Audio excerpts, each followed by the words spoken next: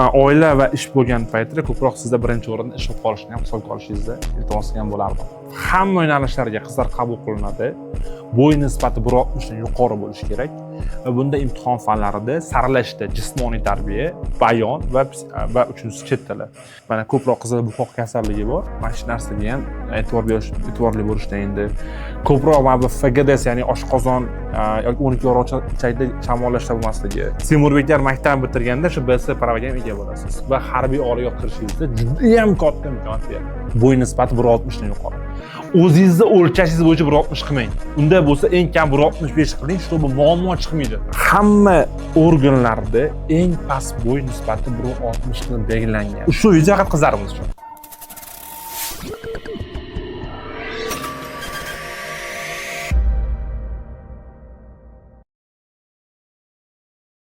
Barchaga assalomu alaykum. Sizlarga va'da bergan aynan qizlarimiz uchun harbiy oliygohlar qaysilari to'g'ri kelishi, ulardagi nizom, talablari, imtihon fanlari va harbiy oliygohlarga qanday qilib imtihonlarsiz kirish imkoniyatlariga ega bo'lmoqchi bo'lsangiz, videoni oxirigacha ko'ring, bizga obuna bo'ling va do'stingizga yuboring. Ushbu videomiz harbiy oliygohga kirmoqchi bo'lgan qizlarimiz uchun, asosan o'g'il bolalar emas, faqat qizlarimiz uchun kerakli bo'lgan ma'lumotlarni berib o'tamiz.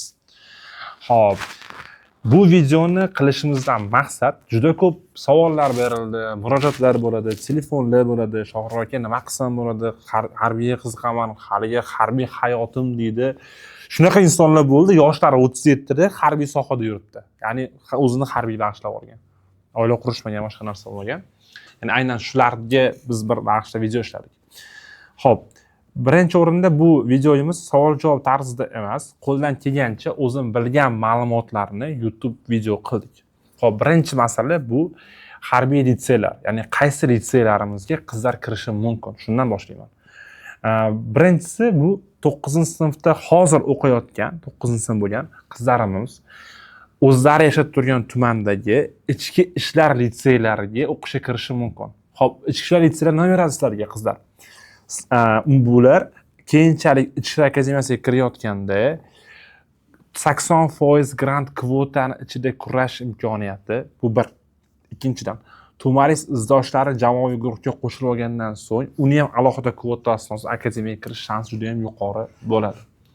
Xo'p, endi hurmatli qizlar, hamma organlarda eng past bo'y nisbati 1.60 qilib belgilangan. Shuning uchun hozirdan masalan, niyat qildingizmi 10-9-sinf, 8-sinfsiz bo'yingizni o'stirishga va vaznni shunga yarasha proporsional qilib borishga e'tibor beringlar. Misol uchun qizlarimiz uchun 55 kilodan yuqori bo'lishi kerak vazn. Bo'y nisbati 1.60 dan yuqori. O'zingizni o'lchashingiz bo'yicha 1.60 qilmang. Unda bo'lsa eng kam 1.65 qiling, чтобы muammo chiqmaydi sizda. Xo'p, endi ikkinchisi bu bo'y nisbati 1.70 dan yuqori qizlarimiz uchun Temurbeklar maktabi, Toshkent shahridagi Milliy gvardiya Temurbeklar maktabi. Bunda kirganingizdan so'ng sizda o'sha 30% to'plagan ball uchun kvota beriladi, davlat oliygohlari uchun 15%. Va Temurbeklar maktabini bitirganda shu BS pravaga ham ega bo'lasiz va harbiy oliygoh kirishingizda juda ham katta imkoniyat beriladi. Keyingi masala qizlarimiz sog'liq masalasi. Hurmatli qizlarimiz, bo'y va vazndan tashqari ko'zingiz zreniyasi 0.5-0.6lar o'sha oxiri tiralgan 0.6 o'tish ekan. Undan yog' o'tmaygan. Keyin misol uchun o'zingizni bitta narsaga e'tibor berishingizni xohlayman, shu zreniya, burun yoki buqoq.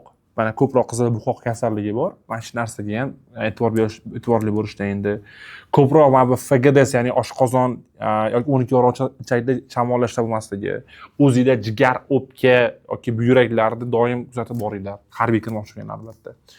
Endi keyingi masalamiz bu harbiy oliygohlar. Qaysilari aynan qizlarimiz uchun to'g'ri keladi?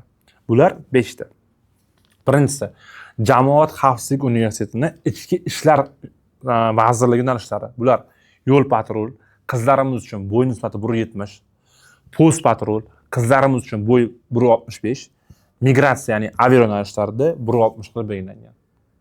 Endi kirishda psixologik test bor, jismoniy tarbiya bor va imtihon fanlari hammasiniki bir xil. Huquq va chet tili va ijtimoiy blok. Proxodnoy ballari bular viloyatlar kesimi bo'yicha kvotalar alohida va o'tishmalari ham alohida qilinadi. Ikkinchisi bu Ichki ishlar akademiyasi. Bunda o'sha hamma yo'nalishlarga qizlar qabul qilinadi.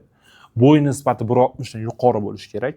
Va bunda imtihon fanlarida saralashda jismoniy tarbiya, bayon va uchinchisi chet tili.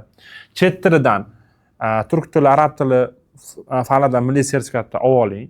Xo'p, jismoniy tarbiya normativlari 1 kilometr cross, 100 metr yugurish va 1 daqiqada 35 ta press anjumanga bo'lishi kerak. Endi o'tish ballari o'tgan yili grajdanstvo topshirgan qizlarimiz uchun 80 dan yuqori, litsey topshirganlar uchun 66 dan yuqori bo'ldi. Bu yil yana oshishi mumkin. O'qish muddatingiz 3 yil bo'ladi. 3 yildan keyin litsenziya bilan o'sha bitirgan sohangiz bilan ta'minlanasiz.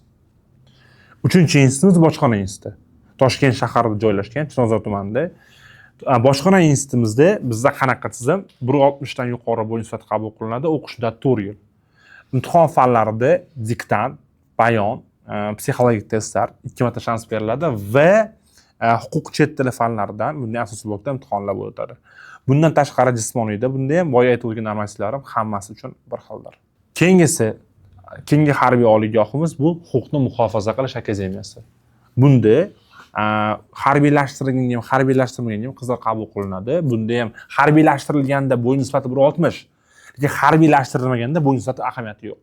3 yil o'qiysiz, litsenziya olasiz va bitirganda ish bilan ta'minlanish darajasi mavjuddir. Endi mana 4 ta harbiy oliygoh ko'rib chiqishlar bilan, ya'ni bojxona, jamoat xavfsizligi, ichki ishlar va huquqni muhofaza qilish akademiyasi. Endi ko'p qizlarimiz so'raydi, Shohruh aka, misol uchun mudofaa tizimlarida ishlashim mumkinmi yoki DXda? Albatta, boshqa davlat oliygohlarini bitirib ham shu sohada ishga kirishingiz mumkin. Endi DXda ishlashim mumkinmi degan savolga, siz agar huquqni muhofaza qilish akademiyasini harbiylashtirilgan tergov faoliyatini bitirsangiz, DXga litsenziyani to'g'ridan-to'g'ri ishga qabul qilishingiz mumkin, faqatgina imtihonlardan o'tolsangiz. Xo'p, keyingi narsamiz, mavzuyimiz, qizlar mana ko'p savol beradi, Shohruh aka, misol uchun yosh kattalari 23 dan yuqori, 23 ga topshirishlari mumkin-da. Bizning aksiya bo'ladi. Oliy ma'lumotli bo'lsangiz 30 yoshgacha quyidagi organlarga, ichki ishlar, bojxona, jamoat xavfsizligi ishga kirishingiz mumkin. Agar oliy ma'lumotli bo'lsangiz, sizdan vayniya talab qilinmaydi. Imtihon fanlari har bir harbiy tizimlarda har xil. Endi keyingisi, agar siz misol uchun boshqa davlat oliygohini bitirdingiz, 21 yoshdasiz, bu topshirish mumkinmi desangiz, yo'q, ikkinchi mutaxassislik mavjud emas. Va gapim tugallanib qoldi, ma'lumotlarim sayyor ochilgan. Va gapning so'ngida bir narsa aytib o'tmoqchiman. Harbiy oliygohchilarga, harbiy tizimga ishga kirmoqchi bo'lgan qizlar bir narsa e'tibor bering. Avvalo tizim tanlayotganingizda kelajakda shu tizim bilan umringiz oxirigacha yetishini hisobga oling. Farzandlaringizga ilg'ota bera olasiz albatta. Va oila va ish bo'lgan paytda ko'proq sizda birinchi o'rinda ish olib qolishni ham hisobga olishingizni iltimos qilgan bo'lardim. Agar sizlar ham harbiy tizimlarda mukammal darajada tayyorlanmoqchi bo'lsangiz, Qosimov School'ning kazarma maktabida qizlarni ham qabul qilamiz. Ya'ni qizlar uchun o'g'il bolaga nima sharoit berilgan bo'lsa, qizlarga ham hammasi mavjud. Noldan hujjat topshirishingizdan boshlab oxirgi imtihongacha mukammal tarzda tayyorlab beramiz. Agar biz bilan bog'lanmoqchi bo'lsangiz, quyidagi raqamlarga qo'ng'iroq qiling.